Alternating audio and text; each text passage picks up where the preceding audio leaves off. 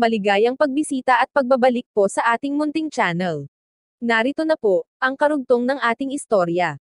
Ika-308 na kabanata. Payback. Si Alex ay nakaramdam ng hindi komportable. Hindi siya ang klase ng tao na nagiging masaya kapag sentro ng atraksyon, at hindi niya ito ginagamit.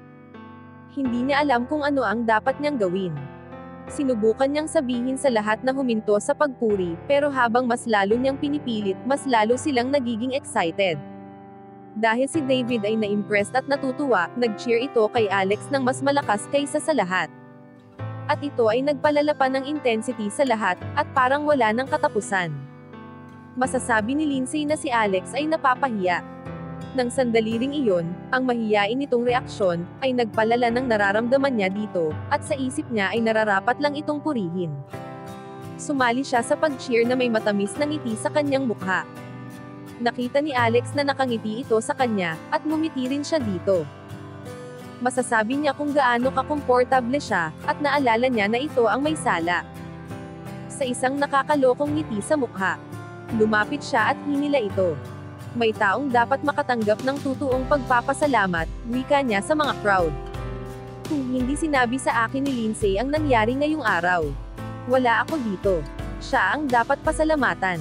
Ang lahat ay tumawa, at pinuri si Lindsay. Ang mukha nito ay namula. At tumingin ito ng nahihiya kay Alex.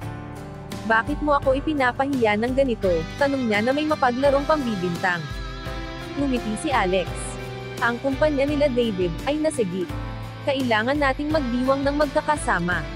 Hindi sa lahat ng araw ay may grupo ng mga tao na nakatayo sa iyong paligid na pinupuri ang iyong pangalan. Si Lindsay ay ngumiti dito, at ang kanyang hiya ay nawala. Sa isip niya, ang lahat ay dapat na mangyari. Ang pagdagdag ng kanilang mga pangalan ay nagpalakas ng kanilang koneksyon. Pakiramdam ni Lindsay sila ay bagay sa isa't isa, na matagal nang magkakasama. Ang mga boses sa paligid ay humupi na, at ang katahimikan ay nagbalik sa kanya sa katotohanan. Siya ay nag-aalala na hawak pa rin ito ang kanyang kamay, at ang lahat ng mga mata sa kwarto ay nakatingin sa kanila. Biglang nakaramdam siya ng awkward. Tama na sigaw niya, at hinila ang kamay kay Alex na nakayuko ang ulo. Bumalik siya sa kanyang papa, sa kabilang bahagi ng conference room. Si Alex ay medyo napaisip noong una, sa isip niya ay lumagpas siya sa boundary, pero nang tumingin siya sa mga mata nito, wala na itong galit, kundi nakita niya ang sikretong kaligayahan. Ang kasiyahan na gusto niyang itago. Sigurado siya na ang kanyang kilos ay hindi dahil sa kanya, at inalis niya ito sa kanyang isipan. Ang pagpuri ay unti-unting nawala. At ang mga executive na pumanig kay Colin at Noah, ay nagsimulang lumambot sa paligid ni Reginald. Nagmakaawa sila sa kanyang kapatawaran. At marami ang mga desperado na makabalik muli sa mga kanilang trabaho. Kung gusto nila manatili sa buhay na kanilang nakasanayan, wala silang ibang pagpipilian. Si Jason ay sumali dito. Mga wala kayong kwenta, mga traidor, wika nito. Noong ang kumpanya ay nanganganib, kayong lahat ay umalis ng mabilis. At ngayong ito ay ligtas na, babalik kayo ng pag-apang. Bakit nila kayo tatanggapin? Si David at mga kaibigan nito ay tumingin sa mga executive na may suklam sa kanilang mga mata. Pero ang mga executive ay walang pakialam sa kanilang mga iniisip. Ang nag-iisang bagay lang na iniisip nila ay si Reginald. Alam nila na ito ay mataas ang kaisipan at patas. Bibigyan sila nito ng pangalawang pagkakataon. Pwede niyong ipagpatuloy ang pagtatrabaho sa amin, wika ni Reginald, pagkatapos mag-isip ng ilang sandali. Si David ay hindi makapaniwala sa kanyang narinig. Papa, paano mo hahayaan na manatili sila, tutol niya. Sila ay malaking bilang ng peligro. Ang mga executive ay hindi pinansin si David. At lumapit kay Reginald upang kamayan. Mukha silang parang hahalikan ang paa nito. Si Reginald ay pinahinto sila sa pamamagitan ng pagtaas ng kamay. Nagpatuloy ito. Pero, papayagan ko kayong magtrabaho sa amin. At hindi na pwedeng magtrabaho sa kahit anong manager na pwesto. Ito ay mababang posisyon lamang. At ang kahit anong promotion sa kumpanya, ay bawal itanong kahit kailan. Si David ay tumawa. Ito ay katangahan ko, na mag-alangan sa aking papa. Alam niya ang kanyang ginagawa. Ayaw na nitong pagtraidoran pa siya muli. Kaya bawal na sa kahit anong pamamahala. Ang mga executive ay nabigla. Mr. Drake, wika ng isa. Pakiusap bawasan mo ang aking sweldo. Gawin mo itong mababa sa gusto mo. Pero hindi ako pwedeng bumaba sa panimulang sweldo, magugutom ako. Oo, sali pa ng isa. Mr. Drake, bumili ako ng bahay. Ang hulog ay mahal, isa pa ang aking mama ay nasa ospital, at ang aking papa ay hindi na niya kayang asikasuhin ang kanyang sarili. Kailangan niya ng care center. Kung wala ang aking sweldo, hindi ko alam kung paano ako makakasurvive. Bawat isa sa kanila ay nagsabi ng mga nakakaawang istorya. Pero nakita ni Reginald ang tama. Habang marami silang sinasabi, mas marami silang makukuha sa puso niya laban sa kanila. Hindi nagtagal bago nalaman nila na ito ay walang kwenta. Nakikita nila ito sa kanyang mga mata. Sa pagtantong dito, sinabi ng isa, ang lahat ng pagkakamaling ito ay dahil kay Noah at Colin. Kailangan nating makipag-ayos sa kanila. Silang lahat ay tumalikod kay Reginald at kinuyog si Noah at Colin, na nanginig sa takot para sa kanilang buhay. Ang mga itsura ng executive ay parang handa silang pagpira-pirasuhin. Ano ang gagawin ninyo? Sigaw ni Colin. Ang halaga ko ay $1 bilyon. Sasakupan ko ang Washington balang araw. Lumayo kayo sa akin. Ang boses nito ay nanginginig sa takot habang nagbabanta. $1 bilyon, ulit ng executive na may paghamak. At sasakupan mo ang Washington, isa kang sinungaling. Ang mga executive ay nagalit ng gusto. At kailangan nila ng mapagbabuhusan nito. Sinugod nila si Colin at Noah, dinakma at parang baliw na pinagsusuntok ito, ng ilang minuto, at pagkatapos ay pinaghiwalay. Pinalibutan nila ito at pagkatapos ay binugbog sa sahig. Ang mukha ni Colin ay namaga ang kaliwang bahagi, at medyo namumula sa kanan. At ang damit nito ay napunit. Si Noah ay mas malalang nabugbog. Siya ay sinipa habang nakahiga, at maraming paa ang umapak dito. Ang mukha nito ay nangingitim at asul. Mukha siyang nalaglagan ng mga bato. Si David ay nagagalit ng higit kaysa kay Noah at Colin. Ang mga traidor na executive ay hindi naging mabuti sa kanyang paningin. Hindi tayo narito upang kumilos ng makamundo, wika niya sa mga ito. Lumabas kayo. Itapon niyo ang mga taong ito. Ang ilang mga security guard ay pumasok sa kwarto. Sinaway nila ang mga executive pero ang iba dito ay tumanggi. Ang mga gwardya ay pinuntirya ang mga binti upang mapaluhod. Si Noah ay mag-isang tumayo. Ito ay nanginginig sa sakit.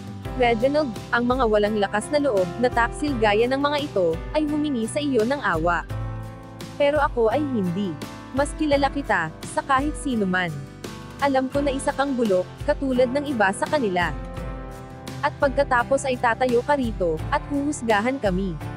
Alam ni Noah na nakagawa siya ng pagkakamali sa pagbibitaw sa kanyang trabaho sa Fidelity Group. Pero hindi siya yuyuko kay Reginald. Sa kanyang mga nakikita, wala nang mawawala pa sa kanya. Si Reginald ay tumingin dito ng blanco. Noah, alam ko na nakakaramdam ka ng pagiging maliit sa mga nakaraan, wika nito. Nagkakamali ka. Pero hindi na ito mahalaga ngayon. Pinridor mo ako, dahil iniisip mo na isinan tabi kita. Pero ngayon ikaw ay tanggol na at mas maayos ako. Ano ang pakiramdam mo? Ngumisi si Noah. Palagi kang nagsisinungaling, Reginald, wika nito. Sinimulan nating dalawa ang kumpanyang ito ng magkasama. Sigurado naman na ikaw ang humawak sa araw-araw na operasyon. Pero ako ang responsable sa pagbili at pagbabantay. Natatandaan mo pa ba ang kalagayan ng paligid noong unang lugar natin? Kung hindi dahil sa akin, hindi tayo makakasurvive. At ang pinakamamahal mong Fidelity Group ay hindi mabubuhay. Tumingin ito kay Reginald at ang mga mata ay nagbago mula sa paghamak patungo sa kalungkutan. Dinala niya ang mga salitang ito sa loob ng napakaraming taon. Pagkatapos ikaw ay nagdesisyon na ang kumpanya ay sa iyo lang. Nagpatuloy pa si Noah. Pero minarapat mo na manatili akong manager. Gaano ito kaawa-awa? Totoo na si Reginald at Noah ang nagsimula ng Fidelity Group ng magkasama. Sa mga unang araw, ito ay kakaibang kumpanya, ito ay maliit lamang. Nagsimula sila sa 15,000 na sarili nilang pera. Dahil sila ay nagsimula sa maliit na halaga, sila ay umupo ng lokasyon sa isang magulong paligid. Ang lugar ay puno ng krimen, at ang mga sanggano ay malayang pumapasok sa mga local shop upang humingi ng protection money. Ang ibang mga shop ay na-blackmail at nasira, pero ang sa kanila ay hindi. Si Noah ay may kasaysayan ng pagiging hoodlum. At nanilbihan siya ng ilang taon sa kulungan. Walang kahit sino sa lugar ang naglakas loob humamon sa kanya. Si Noah ay nailigtas ito mula sa mga problema sa paligid. Pero kailangan din nila harapin ang ibang issue. Ang corruption ay laganap. At ang mga politicians, at sitwasyon ng gobyerno ay kailangan maipayapa. Kung ang mga tao ay hindi kontento, ang kumpanya ay magiging maayos. Si Reginald ay inayos ang isyong ito. Siya ay may college degree. Pinatakbo nila ito ng ilang taon. At ang maliit nilang kumpanya ay na-develop sa pagiging kalipunan. Pero habang lumalaki ang kumpanya, mas nabawasan ang mga problema sa mga sanggano. Habang si Reginald ay isang instrumento sa pakikipag-ayos sa mga legal issue. Ang pakinabang ni Noah ay lumiliit. Siya ay naiisang tabi. Si Reginald ay malinaw na naalala ang lahat ng ito. Ito ay ang iyong panig na istorya, wika ni Reginald. Pero hindi ito kompleto. Hayaan mo akong kompletuhin ito. Ang taon na bago tayo magsimula. Ang gobyerno ay may halong kaguluhan, at sinubukan na ipasara ang maliit na kumpanya natin. Pero nagawa ko itong itaboy. Naaalala mo pa ba? Si Noah ay nakatingin dito. Naalala niya ito. Ano ang ibig mong sabihin? Tanong niya. Ngumiti siya, naghintay siya ng matagal upang sabihin ang istoryang ito. Ang sinasabi ko, ito ay ang pinakamahirap na sitwasyon. Walang pagkakaiba ngayong araw. Tayo ay ipapasara din, sa ibang dahilan. Ang lokal na gobyerno ay patuloy na humihingi ng pera sa atin. Isang araw nakakuha sila ng dahilan na hindi titigil, hanggat hindi kita itinatapon. Si Noah ay lumala ang kaba. Hindi pa rin niya naiintindihan kung ano ang ibig sabihin ni Reginald. Pero kung wala ka, wala ring Fidelity Group. Nagpatuloy si Reginald. Inayos ko ito. Kaya nagpunta ako sa City Hall isang araw, at pagkatapos noon, ang ating problema ay nawala. Itinitig niya ang mga mata kay Noah. Hindi ko naiintindihan, hanggang dumating ang isang araw na nalaman ko. Ang gobyerno ay hindi tayo hinaharas ng walang dahilan. May isa silang dahilan. Pwede mong hulaan kung ano ito. Hanggang dito na lang po muna. Maraming salamat po sa pakikinig. Pwede po bang humingi ng subscribe? Bilang pagsuporta sa ating munting channel. Hanggang sa susunod po muli. Stay safe and God bless.